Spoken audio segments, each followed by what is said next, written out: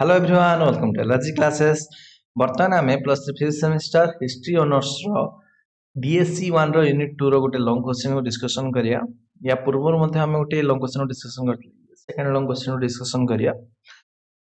पूर्व गंग वंश गंग वंश करिया हला। पूर्व गंग वंशर उत्पत्ति और शासक संपर्क रे आलोचना कर। Discuss the origin of eastern Gangas and their ruler of contribution. Okay, तो ये जो पूर्व गंग वंश कथा कह जाउछि तांकर उत्पत्ति केबे हितला, सेटिकार को शासक माने रहिथिले, को राजा माने रहिथिले, से सब विषय आमे ई लॉन्ग क्वेश्चन माध्यम रे डिस्कशन करिया। ठीक अछि, देखो प्रथम टे देखो ख्रीष्टीय पंचम शताब्दी शेषार्ध रे कलिंग रे माठर राजवंशर पतन हो गला। आमे देखो लास्ट रे माठर वंश पढुतले कि नहीं, माठर वंश या पूर्व क्वेश्चन टारे माठर वंश ऊपर पढिले डिटेल रे। से माठर राजवंशर पतन परे पूर्व गंगवंशर प्रथमे गिरिवन राज कलाहांडी कोरापुटु और मध्य प्रदेश उपकूलवर्ती कलिंग रे शासन करथिले। ओके, मध्य प्रदेश उपकूलवर्ती जो कलिंग एरियाडा सेइथिरे हमर पूर्व गंगवंशर राजा माने शासन करथिले। कलिंग नगरर आधुनिक आंध्र प्रदेश श्रीकाकुलम निकटरे मुखलिंगम थिला सेमानक राजधानी। कलिंग नगरर राजधानी कोठी थिला ना श्रीकाकुलम निकटस्थ आंध्र प्रदेश जो श्रीकाकुलम निकटस्थ मुखलिंगम रे थिला सेमानक राजधानी। एही वंशर प्रथम नरपति थिले प्रथम इंद्रवर्मा। स्टार्टिंग क्या होला प्रथम इंद्रवर्मा ठारू मन रहइबो। तांको राजत्व समय रे गंगाधर प्रचलन हेतिला। गंगाधर कहले जेमती कि आमे समय मापिया पे बर्तमान आमे ख्रीष्टाब्द व्यवहार करछे। यीशु ख्रीष्ट जन्म ठारू 0 नै कि माने यीशु ख्रीष्ट जन्म ठारू आमे 1 2 3 4 5 एमती करी बर्तमान आमे 2024 पहुंची गेले। आमे ख्रीष्टाब्द व्यवहार करछे। तो से भला सी ताको समय रे कोन करथिले ना गंगाध प्रचलन करिथिले। आ गंगाध ख्रीष्टाब्द भितर तुलना जदि करिवा कोन अछि ना 498। ओके, ख्रीष्टाब्द जतो आर 0 टा हला 498 ख्रीष्टाब्द, अर्थात आमे जदि 2024 रु 498 माइनस कर दवा जहा आसीबो बर्तमान सेइटा हला हमर गंगाध हबो। सेति कि गंगाध बर्तमान चलछि। ओके, तो गंगाध कैलेंडर हिसाब रे सेति वर्ष आइछि। चल आगे बा। कलिंगर गंगवंशर उत्पत्ति संपर्क रे गंग राजा मानकर ताम्र शासन रे केतेक तथ्य उपस्थापन करा जायछि। मैसूर श्रवण बेलाझला अभिलेख रे वर्णित पूर्व गंगवंशर राजा मानकर वंश परंपरा और पौराणिक विवरण जना जाए। एकदा गंगवंशर डडडिग और माधव नामधेय 2 जन युवराज नूतन राज्य अनुसरण रे अयोध्या दक्षिण भारत अभिमुखे यात्रा करुथिले। पथ मध्य सिंह नदी नामक जने जैन आचार्य ठारू राजा कुमार द्वय दीक्षा ग्रहण करथिले हैला। तो सिंह नदी नामक जन जैन आचार्य ठारू सी कोन कले ना से राजकुमार 2 जन को राजकुमार सर राजकुमार ना कोन थिला ना डडडिग आउटे माधव 2टा ना हैला। एमाने जाइथिले कुआडे अयोध्या दक्षिण भारत आडे जाउथिले। गला बेलू सेठी गोटे जैन आचार्य ठारू दीक्षा ग्रहण करथिले। सिंह नदी को परामर्श अनुसार डडडिग महिषूर गंगाबाड़ी ठारे और माधव कलिंग रे राज्य स्थापन करथिले हैला। तो जे कि सिंह माने हमर जो डडडिग जे रहिला जो गोटे राजकुमार टा सी चली गला गंगाबाड़ी आडे हैला। महिषूर गंगाबाड़ी, महिषूर माने से आडे कर्णाटक आसी गलानी हैला। आमर माधव जी रहिला सी आम आडे आसिला कलिंग राज्य स्थापन करथिला। महिषूर रे डडडिगंग द्वारा प्रतिष्ठित राजवंश पश्चिम गंगवंश रूपे परिचित हला। सी सेपट आडे पळेले सेति तांकर हेगला पश्चिम गंगवंश। आ डीसी सरकार मतरे कलिंग रे पूर्व गंगवंश, पूर्व गंगवंश को महिषूर पश्चिम वंशर एक शाखा रूपे प्रतिपादन करछ। जाबे धर्मीय अन्य पार्थक्य जोगु पूर्व गंग और पश्चिम गंग माने भिन्न वंशोद्भव थिले बोली ऐतिहासिक बीबी कृष्ण राव आर सुब्रमण्य मत व्यक्त करिसेंती। से जा भी हो तो जेहेतु माने सेमति किछि डिटेल क्लियर नै ना, किछि जण कहउचंती कि दीटा जाक राजकुमार आसीथिले एई वंशर, तो आ किछि जण कहउचंती कि ये उडे अलगा ये वंशर सी उडे अलगा वंश। जा भी हो पश्चिम और पूर्व गंग वंश रे उभय मूलतः एक वंश एवं उभय उत्तर भारत आसी ଖ୍ରୀଷ୍ଟୀୟ ପଞ୍ଚମ ଶତାବ୍ଦୀରେ ଯଥାକ୍ରମେ ମହୀଶୂରରେ ଆଉ କଳିଙ୍ଗ ଅଞ୍ଚଳରେ ନୂତନ ରାଜ୍ୟ ମାନ ସ୍ଥାପନ କଲେ। ଯୋଉ ଦଡଡିଗ ଥିଲେ ସେ ମହୀଶୂରରେ, ମାଧବ ଯିଏ କଳିଙ୍ଗରେ ରାଜ୍ୟ ସ୍ଥାପନ କରିଥିଲେ। କଳିଙ୍ଗରେ ପୂର୍ବ ଗଙ୍ଗବଂଶର ପ୍ରଥମ ଐତିହାସିକ ନରପତି, ମାନେ ଐତିହାସିକ ନରପତି କହିଲେ କଣ, ଗୋଟେ ଫେମସ, ଇଏ ଆସିଲେ ଗୋଟେ ଛୋଟିଆ ଏରିଆରେ ଶାସନ କଲେ, ଗୋଟେ ବଡ ଫେମସ ଯିଏ ହେଇପାରିଥିଲା ସିଏ ହେଲା କଣ, ପ୍ରଥମ ଇନ୍ଦ୍ର ବର୍ମା। ଇନ୍ଦ୍ର ବର୍ମାଙ୍କ କାର୍ଯ୍ୟକଳାପ ତାଙ୍କର କଳିଙ୍ଗ ତାମ୍ର ଶାସନ ଗଙ୍ଗାର୍ଦ୍ଧ 39 ହେଲା, କଳିଙ୍ଗର ଦକ୍ଷିଣକୁ ଲାଗି ବେଙ୍ଗି ରାଜ୍ୟର ବିଷ୍ଣୁ କୁଣ୍ଡିନ ରାଜ୍ୟ, ପୃଥିବୀ ମୂଳଙ୍କର ଗୋଦାବରୀ ତାମ୍ର ଶାସନରୁ ଜଣାଯାଏ। ପ୍ରଥମ ଇନ୍ଦ୍ରବର୍ମା ତ୍ରିକଳିଙ୍ଗାଧିପତି ଉପାଧିରେ ମଧ୍ୟ ସେ ଭୂଷିତ ହେଇଥିଲେ।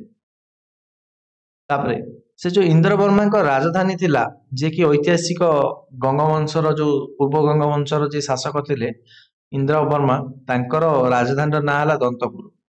ତାଙ୍କ ସମ୍ପର୍କରେ କୁହାଯାଏ Indravarma was the lord of Trikalinga. He probably succeeded in defeating the Vishnu-Kundins and established the Ganga era as a mark of his victory.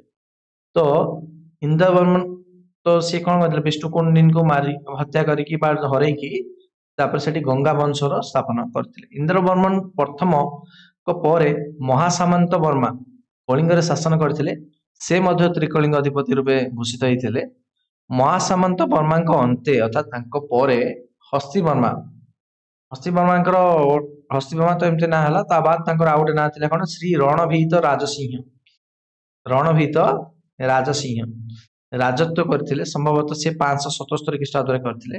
ସେ ମଧ୍ୟ ଅନେକ ଯୁଦ୍ଧ କରିଥିଲେ ଓ ଏକ ଶକ୍ତିଶାଳୀ ସଂଘକୁ ପରାସ୍ତ କରିଥିଲେ। ହସ୍ତିବର୍ମାଙ୍କ ନରସିଂହପଲ୍ଲୀ ତାମ୍ର ଶାସନ ଏବଂ ଉଲାମର ତାମ୍ର ଶାସନରୁ ତାଙ୍କ କୃତିତ୍ୱ ସମ୍ପର୍କରେ ମିଳେ। ହସ୍ତିବର୍ମାଙ୍କ କୋଉଠୁ ମିଳେ ନା ନରସିଂହପଲ୍ଲୀ ତାମ୍ର ଶାସନ, ଆଉ ଗୋଟେ ହେଲା ଉଲାମର ତାମ୍ର ଶାସନ। ମନେ ରଖ ଏଇ ଜିନିଷଟା, ହସ୍ତିବର୍ମାଙ୍କ ବିଷୟରେ ଆମକୁ ଏଇ ଦିଟା ତାମ୍ର ଶାସନରୁ ମିଳେ। ସେ ସକଳ କଳିଙ୍ଗାଧିପତି ଉପାଧିରେ ଭୂଷିତ ହୋଇଥିଲେ। 577 ଖ୍ରୀଷ୍ଟାବ୍ଦରେ ସେ ତାଙ୍କ ରାଜଧାନୀ ଯୋଉଟା କି କଳିଙ୍ଗ ନଗରୀ ମୁଖଲିଙ୍ଗକୁ ଉଠାଇ ଆଣିଥିଲେ। ଓକେ, କଳିଙ୍ଗ ନଗରୀ ସେ ତାଙ୍କ ରାଜଧାନୀ କଳିଙ୍ଗ ନଗରୀ ମୁଖଲିଙ୍ଗକୁ ଅର୍ଥାତ୍ କଳିଙ୍ଗ ନଗରୀକୁ ସେ ଆଣି ଆସିଥିଲେ। ଏହି ସମୟରୁ ଖ୍ରୀଷ୍ଟୀୟ ଦ୍ୱାଦଶ ଶତାବ୍ଦୀ ପ୍ରଥମ ଭାଗ ପର୍ଯ୍ୟନ୍ତ କଳିଙ୍ଗ ନଗରୀ ଥିଲା ପୂର୍ବବଙ୍ଗ ରାଜା ମାନଙ୍କ ରାଜଧାନୀ ହେଲା। ତ ଇଏ 577ରେ ଧରି ପଳେଇ ଆସିଲେ କିଏ, ଆମର ହସ୍ତିବର୍ମା। ହସ୍ତିବର୍ମା ଧରି ପଳେଇ ଆସିଲେ ରାଜଧାନୀ କୋଉଠି ଧରି ପଳେଇ ଆସିଲେ, ତାଙ୍କର ଯୋଉ ରାଜଧାନୀ ଘୁଞ୍ଚେଇ ଆଣିଲେ କୋଉଠିକି, କଳିଙ୍ଗ ନଗରୀକୁ। କଳିଙ୍ଗ ନଗରୀ ତାପରେ ପ୍ରାୟ ଦ୍ୱାଦଶ ଶତାବ୍ଦୀ ପର୍ଯ୍ୟନ୍ତ ସେଇଠି ହିଁ କଳିଙ୍ଗ ନଗରୀ ହିଁ ତାଙ୍କ ରାଜା ମାନଙ୍କର ରାଜଧାନୀ ଥିଲା। ଓକେ, ତାଙ୍କରି ଅନ୍ୟ ନାମ ରାୟସିଂ ବା ଓ ରଣଭୀତ। ଏଇ କାହାର, ହସ୍ତିବର୍ମା। ଜଣେ ବୈଷ୍ଣବ ଧର୍ମୀ ଭାବରେ ସେ ଅନେକ ଜାଗା ବ୍ରାହ୍ମଣ ମାନଙ୍କୁ ଦାନ କରିଥିଲେ। ସେ ବହୁତ ଏରିଆ ଗୁଡାକ କାହାକୁ ଦେଇଥିଲେ, ବ୍ରାହ୍ମଣ ମାନଙ୍କୁ ଦାନ ଦେଇଥିଲେ। ହସ୍ତିବର୍ମାଙ୍କ ପରେ ଇନ୍ଦ୍ରବର୍ମା ଦ୍ୱିତୀୟ ଶାସନ କରିଥିଲେ। ହସ୍ତିବର୍ମା ପରେ କିଏ ଶାସନ କଲା, ଇନ୍ଦ୍ରବର୍ମା ଦ୍ୱିତୀୟ। ଦେଖ, ଇନ୍ଦ୍ରବର୍ମା ପ୍ରଥମଙ୍କ ପୁଅ ହେଲା ହସ୍ତିବର୍ମା, ହସ୍ତିବର୍ମା ପରେ ଇନ୍ଦ୍ରବର୍ମା ଦ୍ୱିତୀୟ ଆସିଲା। ସେ 599 ଖ୍ରୀଷ୍ଟାବ୍ଦ ପର୍ଯ୍ୟନ୍ତ ଶାସନ ପରିଚାଳନା କରିଥିଲେ। ତାଙ୍କ ଅନ୍ତେ ତୃତୀୟ ଇନ୍ଦ୍ରବର୍ମା ଆସିଲେ। ସେ ଥିଲେ ଧନରନଭାଙ୍କ ପୁତ୍ର। ଓକେ, ଧନରନଭାଙ୍କ ପୁତ୍ର। ସେ ଥିଲେ ବିଜ୍ଞାନ ଓ କଳାରେ ଧୁରନ୍ଧର। ତାଙ୍କ ପରବର୍ତ୍ତୀ ଗଙ୍ଗ ଶାସକ ମାନେ ଥିଲେ ହେଲା ଦେବେନ୍ଦ୍ର ବର୍ମା ପ୍ରଥମ। ସେ ଥିଲେ ଶୈବ ଉପାସକ। ଦେଖ, ଯେତେବେଳେ ଆମେ ପଢୁଥିଲେ କାହା କଥା, ହସ୍ତିବର୍ମା।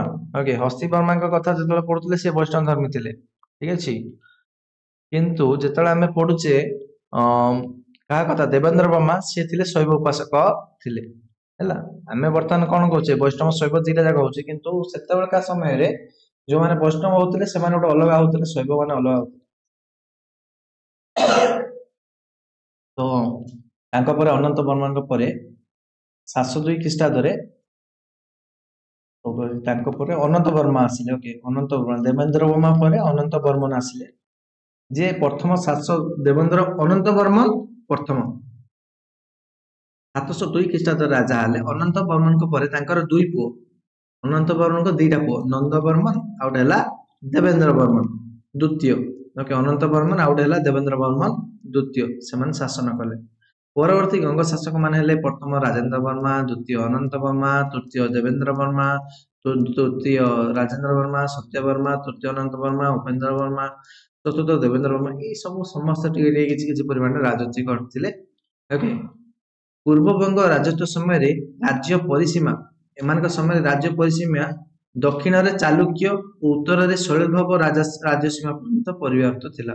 दक्षिण में चालुक्य ओके चालुक्य राजवंश तांको राज्य पर्यंत ऊपर रे कहा पर्यंत जाइतिला भौमक ओके चालुक्य उत्तर में शैलधव शैलधव है तो एमान राजनीति पर्यंत जाइतिला।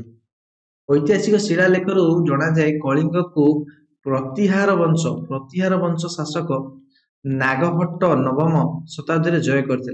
ओके तो प्रतिहार वंशर शासक नागभट्ट कौन कले कलिंग को जय करगले। भौमकर मैंने नवम शताब्दी ओके कौन जाए नवम शताब्दी कलिंग को किए हासिल करगला प्रतिहार वंशर नागभट्ट। भौमकर माने नवम शताब्दी कलिंग विजय लाभ करते किसी एरिया को या पूर्व गंग वंशर शासन काल सरला कौन है सरीगला शैलधव वंश को नेक्स्ट क्लास रे देखियो बुझिपाइल कि नहीं। तो ये भाव सरी जाइतिला। तो ये बहुत जन ना दि जाए शासन करते शासक मान तो एगुड़ी टे मन रखियो ओके तो एगुड़ा मन रखले लिखिदे पार किसी असुविधा नहीं ठीक अच्छे। तो ये भिडियो शेष कर समस्त भिडियो लाइक कर सांग शेयर कर जनाओ सब्सक्राइब जदि करना सब्सक्राइब कर ओके आ प्ले लिस्ट लिंक डिस्क्रिप्शन में देदेवी जहाँफल कि पूर्व भिडियो गुड़िक तुम देखिपर। Thank you.